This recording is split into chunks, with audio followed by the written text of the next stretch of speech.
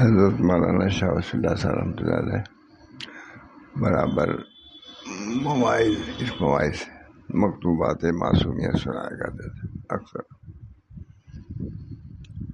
تو اصل کتاب لے کر کے فارسی میں سناتے تھے اور ترجمہ کرتے تھے. اب ماشاء اللہ اس کا ترجمہ ہو گیا ہے تو تھوڑا سا میں سناتا ہوں، دیر ہو گئی ہے.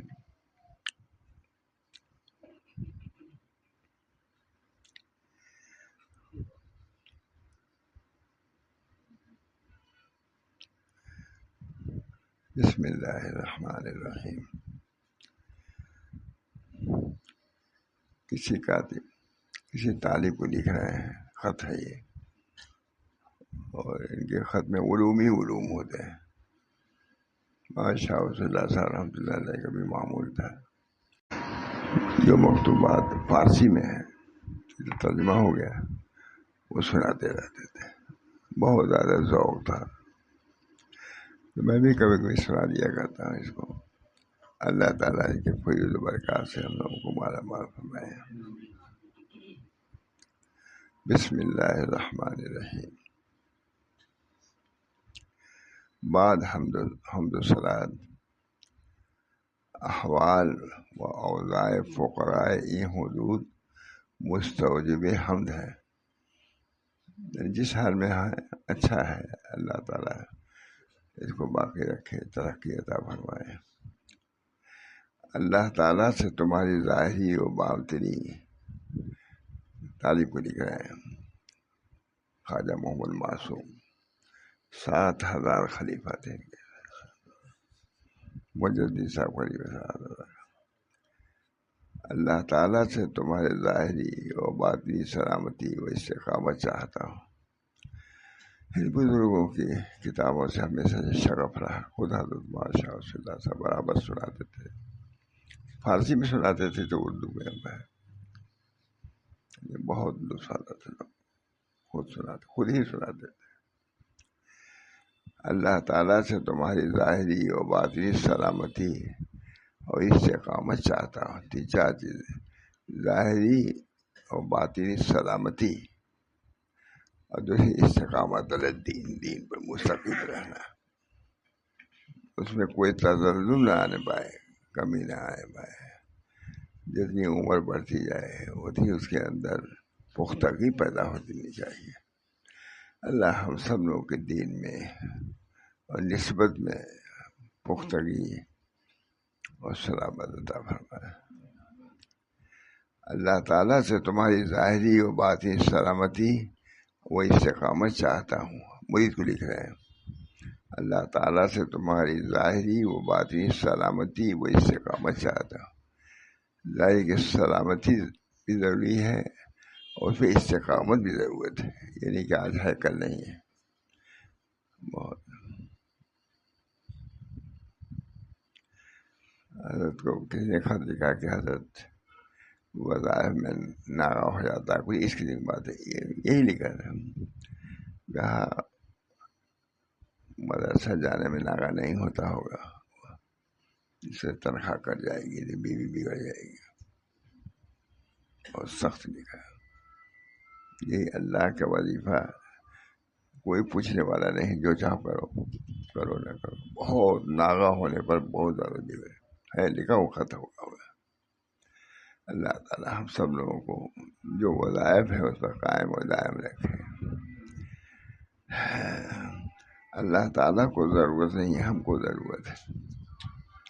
اللہ تعالیٰ سے تمہاری ظاہری و باطنی سلامتی و استقامت چاہتا ہوں. مرید کو لکھ رہے ہیں اللہ تعالیٰ سے تمہاری، ہم بھی دعا چاہتے ہیں یہی، آپ نے دعا کیجیے ہم سب لوگوں کو ظاہری اور باطنی سلامتی عطا فرمائے. کافی ہے، بہت عمدہ دعا. فارسی میں ہے لیکن اردو میں ترجمہ بھی بہت اچھا ہے.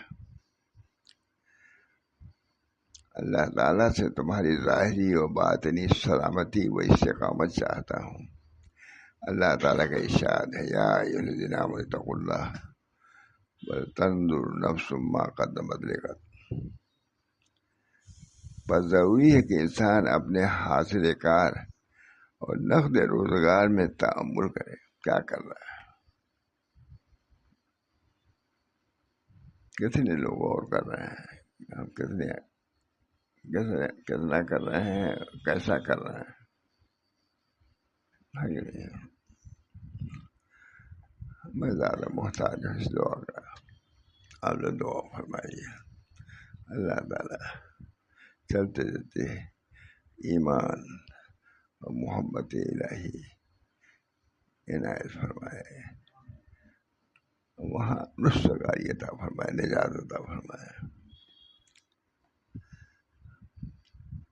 بس ضروری ہے کہ انسان اپنے حاصل کار اور نقد روزگار میں تعامل کرے، سوچے کیا کیا ہے اب تک، جا رہے ہو وہاں کیا لے کے جا رہے ہو۔ آدمی جب آتا ہے باہر سے سفر سے تو وہ سوچتا ہے کہ ہم اپنے بچوں کے لیے کیا لے جائیں، سوچتا ہے کہ تم اللہ کے یہاں جا رہے ہو، سوچو کیا لے کے جا رہے ہو۔ اللہ تعالیٰ ہم سب لوگوں کو وہاں کے تیاری کی توفیق مرحمت فرمائے۔ بس ضروری ہے کہ انسان اپنے حاصل کار اور نقد روزگار میں تعامل کرے اور خوب اچھی طرح دیکھے کہ روز موعود یعنی قیامت کے دن کے لیے جس کی مقدار 50,000 سال کی ہوگی، اس نے کیا مہیا کیا ہے۔ خط ہے، پورا خط ہے، پورا مضمون خط میں لکھتے تھے، 3 جلدوں میں ہے مولانا، تو اردو ترجمہ مختصر 3 جلدوں میں ہے، اور کسی کے لیکن حضرت تو مکتوبات ہی سناتے رہتے تھے، فارسی والے سناتے تھے، یہ تو بعد میں ہوگا، بہت ذوق سے بہت وزن سے سنایا کرتے تھے۔ بس ضروری ہے کہ انسان اپنے حاصل کار اور نقد روزگار میں تعامل کرے اور خوب اچھی طرح دیکھے کہ روز موعود یعنی روز قیامت کے لیے جس کی مقدار 50,000 کی ہوگی، اس نے کیا مہیا کیا ہے۔ غور کرنے کی، اور یہ بھی دیکھے کہ اس کے حسنات میں سے کون سا عمل قابل قبول ہے۔ اعمال ہوں بھی تو پھر دیکھو وہ اعمال کسی کام کے ہیں گی نہیں، ایسا تو نہیں کہ ریاکاری سے کیا ہو، ایسا تو نہیں غفلت کے ساتھ کیا ہو، کتنی بڑی بات ہے۔ اس سے اخیر تک آدمی غافل نہیں ہو سکتا، تو ہر وقت سوچنا ہی چاہیے۔ یہ یاد ہے بہت سے شیطان ایک ذاکر شاکر سے پڑ گیا، آخر میں کہا اللہ کا شکر ادا کرو، وہی ہوشیار ہے، اللہ کا شکر ادا کرو کہ ہمارے خدا یعنی دھوکے سے بچ کر کے تم جا رہے ہو۔ کہا نہیں ابھی نہیں، یہ وقت بھی گزر جائے تب سمجھو گے بچ کے آگے، ورنہ یہ تمہارا آخری حربہ ہے کہ میری طرف تمہاری توجہ ہو جائے۔ شیطان چاہتا ہے کہ آخر تک میں دعا کیجیے مجھ سے، ہم زیادہ قریب ہیں آپ سے، اسے کیا مجھے، اور یہ بھی دیکھے کہ اس کے حاصلات میں کون سا عمل قابل قبول ہے، ریا ہے، سماع ہے، دیکھا ہوا ہے، اور کون سا عمل قابل رد ہے، یہ بھی دیکھو۔ اللہ تعالیٰ نے آدمی کو عبث و مہمل نہیں پیدا کیا ہے، یوں ہی نہیں پیدا کر دیا، ہم سب لوگوں محسوب یہ حساب کیا جائے گا ہمارا، یہی بات ہے۔ غفلت ہے ہمارا،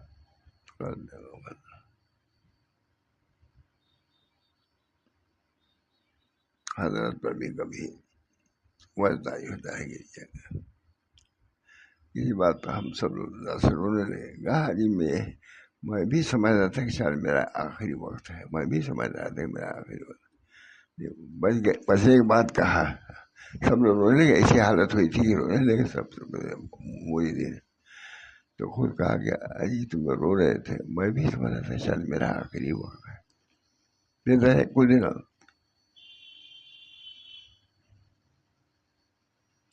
تو پیر شدی حافظ میں کدا بے روش ہو، زندگی و حوصلہ کی درحد شباب اولا، تو پیر شدی حافظ جب بڈھے ہو گئے تب نکلو میں قدر سے، یہ سب جوانی میں تو زیب دیتا تھا، بڑھاپے میں نہیں۔ جب میں گیا حضرت کمرے میں تو یہی پڑھ رہے تھے، حضرت شیخ گنگنا کے پڑھ رہے تھے، میں نے کبھی نہیں سنا تھا، یہی شعر پڑھ رہے تھے حضرت، کوئی نہیں تھا رہا، میں اچانک پہنچ جاؤں، جاتے ہی رہتے، تو پیر شدی حافظ از میں کدا بے روش ہو، رندی و حوصلہ کی درحد شباب اولا، جوانی میں تو زیب دیتا ہے، بڑھاپے میں کیا ہے؟ ذرا توجہ کرو، ہم سب کے لیے عبرت و نصیحت ہے کہ نہیں اس میں؟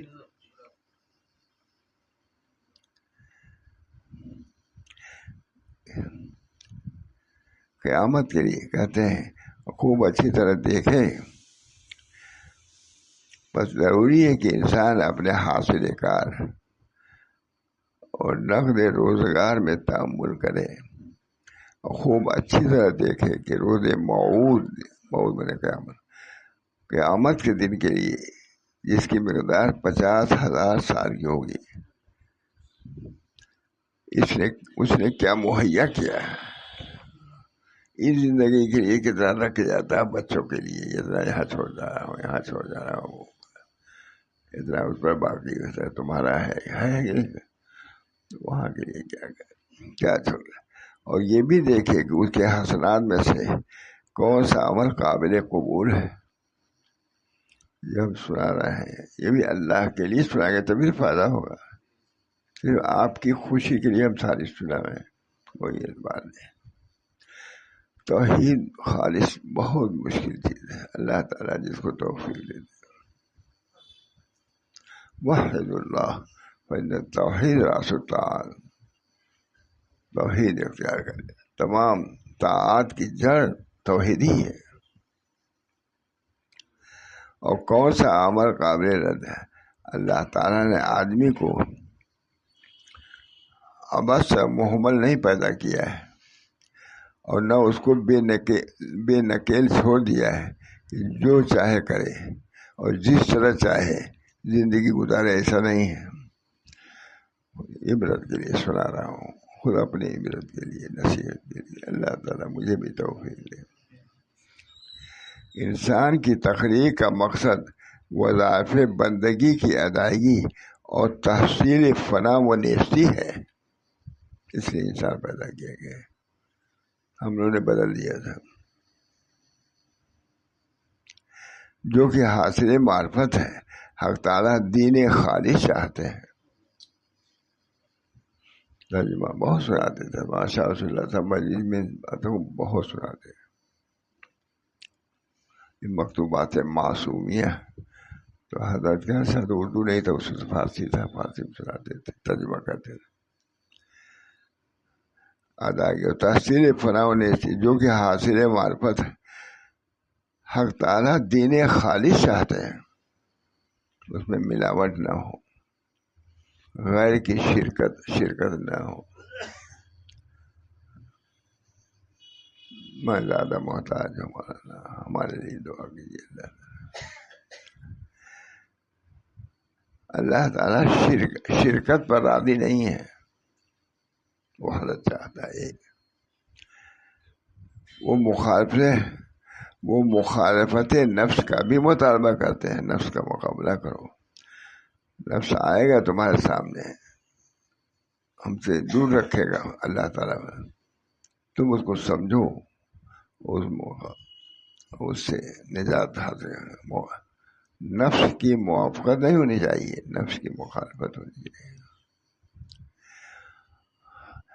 اور ہم بلحوث ہیں کہ مراد نفس کے پیچھے پڑے ہوئے ہیں کہ نفس کی مراد حاصل ہو، اور لذات عاجلہ کی تحصیل میں کوشاں ہے۔ آج ہم نے دنیوی لذات کی تحصیل میں کوشاں ہے۔ وما ظلمهم اللہ ولکن کانوا انفسهم یظلمون۔ اللہ تعالیٰ نے ان پر ظلم نہیں کیا، خود انہوں نے اپنے نفسوں پر ظلم کیا۔ دوستوں سے دعائے سلامتی خاتمہ کی امید ہے، دوستوں سے دعائے سلامتی خاتمہ کی، سلامتی ایمان کی دعا کریں گے، اس کی امید ہے۔ دوستوں آپ لوگوں سے مجھ کو بھی امید یہی ہے، دعا کیجیے اللہ تعالیٰ۔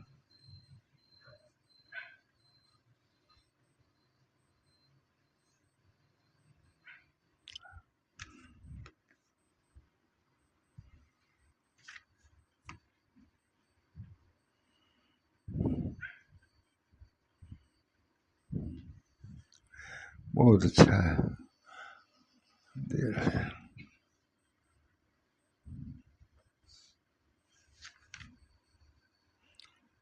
بہت عمدہ مکتوبات ہمارا، حضرت بھی ہمارے سناتے تھے، لیکن اس کو اردو نہیں تھی، فارسی تھی، بہت لطف لے گئے، عام علماء بیٹھے، علماء کے سامنے۔ ہم نے کبھی بھی اپنے ملفوظات سناتے ہوئے نہیں سنا ہے، اور کسی کے سنا۔ اللہ تعالیٰ جو ترجمہ بھی ہو گیا، پہلے فارسی میں سناتے تھے۔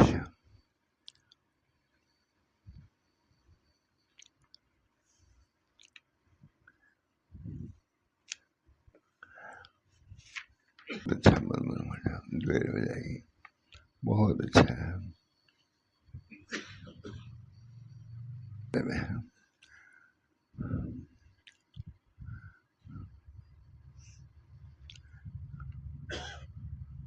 نماز کو معراج مومن فرمایا گیا ہے، اور آپ صلی اللہ علیہ وسلم نے اپنی راحت نماز میں محسوس فرمائی ہے، نماز میں مشغول ہو جاتے تھے، اور آنکھوں کی ٹھنڈک نماز میں پائی ہے۔ ارحنی یا بلال قرۃ عینی فی الصلاۃ، اے بلال مجھے راحت دو اذان دے کر راحت دو، نماز میں میری آنکھوں کی ٹھنڈک ہے۔ یہ سب حاصل کرنے کی چیز ہے کہ نہیں؟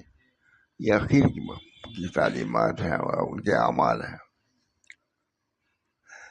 جو قرب ادائے نماز کے وقت ہوتا ہے وہ نماز کے بعد نہیں ہوتا۔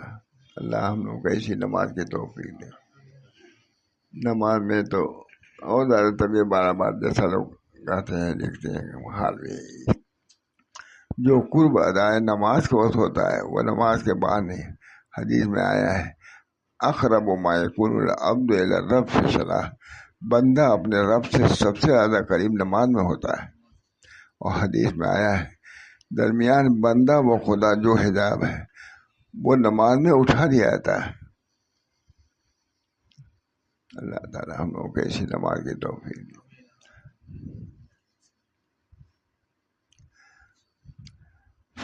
الساجد یسجد علی قدم اللہ فلیسجد وليرغب، سجدہ کرنے والا اللہ تعالیٰ کے قدموں پر سجدہ کرتا ہے۔ یہ تصور کرو کہ ہم سجدہ اللہ کے قدموں پر کر رہے ہیں۔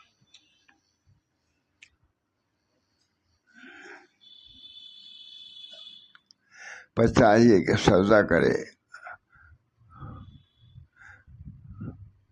اور رغبت کے ساتھ سجدہ کرے۔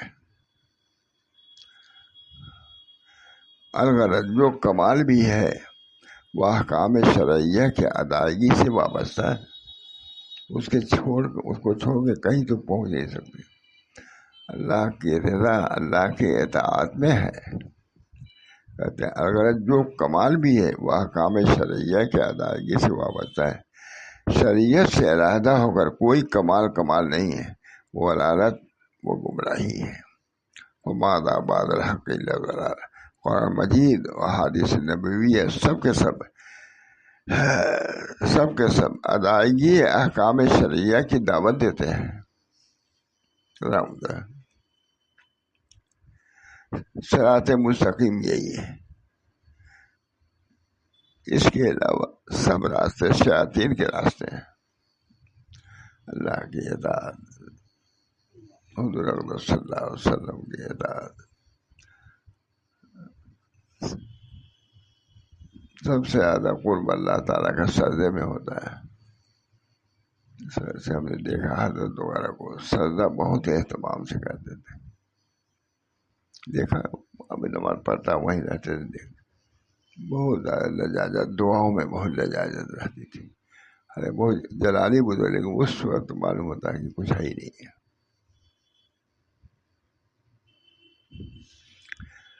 اگر جو کمال بھی ہے وہ احکام شرعیہ کی ادائیگی سے وابستہ ہے. شریعت سے علیحدہ ہو کر کوئی کمال نہیں. ضلالت و گمراہی ہے. فماذا بعد الحق الا الضلال. قرآن مجید اور حدیث نبویہ سب کے سب ادائیگی احکام شرعیہ کی دعوت دیتے ہیں. چاہے قرآن ہو جو سب یہ کہتے ہیں احکام شرعیہ کی اطاعت کرو. صراط مستقیم یہی ہے. اس کے علاوہ سب راستے شیاطین کے راستے ہیں. حضرت عبداللہ ابن مسعود رضی اللہ تعالیٰ عنہ سے روایت ہے، حضرت محمد صلی اللہ علیہ وسلم نے ایک دن ہمارے سمجھانے کے لیے ایک خط کھینچا اور فرمایا یہ اللہ کا راستہ ہے، یہ اللہ کا راستہ. اور ادھر ادھر بھی کھینچا، یہ سب شیطان کے راستے. بس صراط مستقیم پہ چل جائے. اس میں سب سے زیادہ اہم دعا اہدنا الصراط المستقیم ہے. خوب غور سے اس کو پڑھنا چاہیے.